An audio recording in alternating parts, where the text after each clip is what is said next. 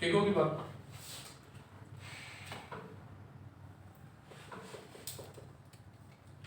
Question number 10। अब question number 10 को देखिएगा बेटा। क्वेश्चन नंबर 10 क्या है हमारे पास, 0 से 3 dx डिवाइडेड बाई x का स्क्वायर प्लस 9 हो जाएगा हमारे पास। अब यहाँ पर क्या बात लिख देते हैं कि let I is equal to हमारे पास आ जाएगा 0 से 2 1 ओवर क्या हो जाएगा x का square plus 9 into d of x 0 से 3। क्लियर होगी सारी बात।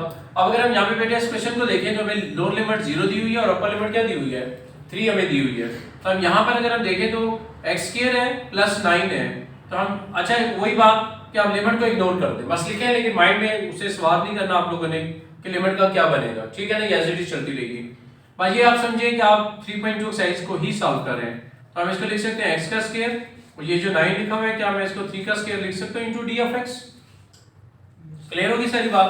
तो अब हमारे पास भी यहाँ पर ये क्या आ जाएगा, this is equal to 1/3 into ten inverse of x/3 हमारे पास हो जाएगा और साथ लिमिट हमारे पास आप लिमिट कैसे लिखेंगे 0 से 3 तक। और अगर इसके साथ अगर आप फॉर्मूले की रीजन दे दें तो आपका क्वेश्चन थोड़ा स्ट्रांग हो जाएगा। फॉर्मूला कौन सा अप्लाई हुआ है कि इंटीग्रल ऑफ 1 ओवर x का स्क्वायर प्लस a का square into d of x ये इक्वल होता है हमारे पास 1 over a into ten inverse of x over a के बराबर होता है हमारे पास। क्लियर होगी सारी बात। x over a plus c, चूंकि ये इंडेफिनिट इंटीग्रल है तो इसके साथ तो c आएगा, लेकिन ये तो डेफिनेट इंटीग्रल है तो लिहाजा इसके साथ c नहीं आएगा हमारे पास।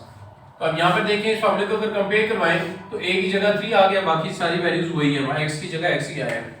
अब हम अपर लिमिट इसमें पुट करेंगे, फिर माइनस फॉर्मूले का फिर लोअर लिमिट, तो 1/3 टेन इनवर्स ऑफ हमारे पास फिर क्या आ जाएगा यहाँ पर 3 divided by 3 minus ten inverse of 0 divided by 3 हमारे पास हो जाएगा। अब हमारे पास फिर क्या आ जाएगा यहाँ पर 1/3 टेन इनवर्स ऑफ 1 हो जाएगा माइनस टेन इनवर्स ऑफ क्या हो जाएगा 0 हो जाएगा हमारे पास। अब हमारे पास फिर क्या आ जाएगा यहाँ पर 1/3 इंटू टेन इनवर्स ऑफ 1, और आपको पता है टेन इनवर्स ऑफ 1 45 डिग्री होता है और 45 डिग्री बेसिकली क्या बनता है π/4 बनता है, और आपको पता है टेन 0 पे 0 होता है, तो यहाँ पर आंसर क्या हो जाएगा 0। इसको बेटा इससे मल्टीप्लाई करवाएं तो हमारे पास क्या आ जाएगा π/12 हमारे पास आंसर आ जाएगा। क्या आंसर बन जाएगा π/12 हमारे पास आंसर आ जाएगा। एक और क्वेश्चन है जी, क्वेश्चन नंबर क्या नाम लेते हैं कि भी 10 था। अलवा भी मैंने आपको बताया कि मैंने वो वाले क्वेश्चन आपको सॉल्व करवाने हैं जो अलजबरा से रिलेटेड हैं। तो क्वेश्चन नंबर 9 इसके बाद देखिएगा, क्वेश्चन नंबर 9 को आपको सॉल्व करवा देता हूं।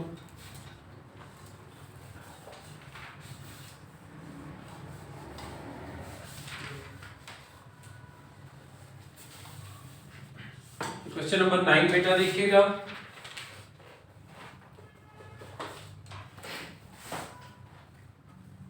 और ये क्वेश्चन नंबर 9 जरा इंपॉर्टेंट क्वेश्चन है, जरा इसको आप लोगों ने अच्छे तरीके से समझना है कि इसमें कहानी क्या चल रही है।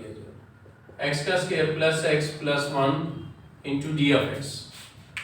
तो हम अपनी आसानी के लिए इसको भी नाम दे देते हैं कि let I is equal to -1 x plus 1/2 into square root of x का square plus x plus 1 into d of x। अच्छा, सबसे इंपॉर्टेंट बात ये होती है कि क्वेश्चन में ये ढूंढना होता है कि फंक्शन क्या है और डेरिवेटिव क्या है। तो सिंपल जो रूल होता है, जो 90% क्वेश्चन में ये फॉर्मूला हिट हो जाता है, क्या पावर के अंदर जो कुछ लिखा जाए वो फंक्शन होता है, उसके अलावा जो लिखा जाए वो डेरिवेटिव होता है, एक बात। और दूसरी बात ये कि जो अलजेब्राइक फंक्शंस होते हैं उनके लिए दूसरे लफ्जों में कह लें कि डेरिवेटिव ढूंढना और फंक्शन ढूंढना ज्यादा आसान है। क्यों? जब आप डेरिवेटिव लेते हैं तो पॉलिनोमियल जो फंक्शन होते हैं हमारे पास वो रिड्यूस हो जाता है। पॉलिनोमियल फंक्शन क्या होता है? रिड्यूस। यहाँ पे देखें तो x² plus x plus 1 power के अंदर ये पॉलिनोमियल फंक्शन है, और इसका जब आप डेरिवेटिव लेते जाएंगे तो रिड्यूस हो जाएगा, एक वक्त आएगा कि 0 हो जाएगा। क्लियर होगी सही बात। इसलिए ये फंक्शन हो गया और ये उसका डेरिवेटिव हो गया हमारे पास। अब हम इसको जरा एडजस्ट करेंगे कि फंक्शन और डेरिवेटिव कैसे कंप्लीट करते हैं। अब व्हाइट बोर्ड पे तवज्जो दीजिएगा, -1 और 1 है हमारे पास, ये फंक्शन है, मैं इसको पहले लिख देता हूँ x का स्क्वायर प्लस x प्लस 1 और इसकी पावर 1/2। ये जो मेरे पास यहाँ पे लिखा है, अगर मैं इसका एलसीएम ले लूँ, इसका क्या ले लूँ? एलसीएम, तो मेरे पास क्या बन जाएगा यहाँ पर 2x प्लस 1 डिवाइडेड बाई 2 हो जाएगा इंटू डी ऑफ x हो जाएगा हमारे पास। अब जब आपने इसका एलसीएम लिया तो आपको एक बात समझ में आ गई होगी, ये में क्या बेनिफिट हुआ, ये टू कांस्टेंट है बाय शिफ्ट कर देंगे, ये पावर के अंदर क्या लिखा हुआ है x² + x + 1, x का डेरिवेटिव 2x मौजूद है, x का डेरिवेटिव 1 मौजूद है, 1 तो कांस्टेंट है, वो तो वैसे भी 0 हो जाएगा, तो हमारे पास फिर क्या हो जाएगा 1/2 -1 से 1 x² + x + 1 इसकी पावर 1/2 एंड हमारे पास क्या हो जाएगा 2x + 1 * d of x।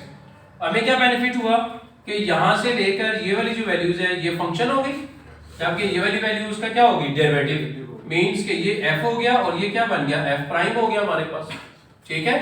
तो अब हम सिंपल पावर रूल अप्लाई कर देंगे, तो हमारे पास यहाँ पर ये क्या बन जाएगा दिस इज इक्वल टू 1/2 और हम पावर में इसकी पावर में ऐड करते हैं x² + x + 1 इसकी पावर में एक ऐड कर दें और वही हम लोग डिवाइड करवा देते हैं और साथ उसकी लिमिट क्या दी हुई है -1 and 1। अब 1/2 + 1 करते हैं तो 3/2 कांस्टेंट है बाय शिफ्ट हो जाएगा, तो 1/2 मल्टीप्लाई भी क्या हो जाएगा हमारे पास ये 3/2 हो जाएगा 2/3 हो जाएगा, 2/3 इनटू हमारे पास क्या आ जाएगा x² + x + 1 और इसकी पावर में भी क्या आ जाएगा 3/2 हो जाएगा और साथ लिमिट -1 से 1 चलती रहेगी। अब यहाँ पर क्या होगा कि ये 2 इस 2 से कैंसिल आउट हो जाएगा हमारे पास, ठीक है। तो यहाँ पर हमारे पास बाय क्या बच गया 1/3। अब जो सबसे इंपॉर्टेंट बात है वो बड़ी तवज्जो तलब बात है, पहले अपर लिमिट पुट करेंगे माइनस फॉर्मूले का, फिर लो लिमिट पुट करेंगे। पहले हम अपर लिमिट पुट करते हैं, इसका मतलब जहां जहां x आ रहा है वहां पर 1 पुट कर दें, तो यहाँ पर 1 पुट करें 1, यहाँ पर 1 पुट करें 1, यहाँ पर 1 पुट करें 1, तो 1 + 1 + 1 होल की पावर 3/2 और ये माइनस फॉर्मूले का। अब हम लो लिमिट पुट करते हैं बेटा, लो लिमिट पुट करें तो x की जगह -1 पुट किया तो -1 का स्क्वायर है, तो आंसर किस में आएगा +1 में। यहाँ पर बेटा x की जगह 1 पुट करें -+1 तो क्या आ जाएगा -1 हो जाएगा, फिर ये तो 1 एज इट इज हमारे पास आ गया और इसकी पावर 3/2 एज इट इज ही साथ साथ चलती रहेगी। अब हमारे पास यहाँ पे इसको मजीद सिंप्लीफाई करेंगे 1 + 1 + 1 ऐड होके 3 हो जाएगा और ये 3 की पावर क्या लिखा हुआ है 3/2, तो इसको मैं लिख सकता हूँ 3 की पावर 3 और इसकी पावर 1/2 लिखा जा सकता है। फिर माइनस हमारे पास फिर क्या आ जाएगा यहाँ पर ये 1 इस 1 से कैंसिल आउट हो जाएगा हमारे पास। अब यहाँ पर हमारे पास क्या बन जाएगा 1 की पावर 3/2 बच जाएगा और ये बात हम सीख चुके हैं कि 1 की पावर जो मर्जी आ जाए आंसर 1 ही रहता है, मींस हम यहाँ पर इसको क्या लिख सकते हैं बेटा 1 लिख सकते हैं। अब मजीद अगर हम इसको सिंप्लीफाई करें तो हमारे पास फिर क्या हो जाएगा 1/3 और ये जो 3 का क्यूब लिखा हुआ है आप इसको यूं लिख सकते हैं 3 का स्क्वायर इंटू 3 एंड इसकी पावर 1/2 -1 इसको लिखा जा सकता है।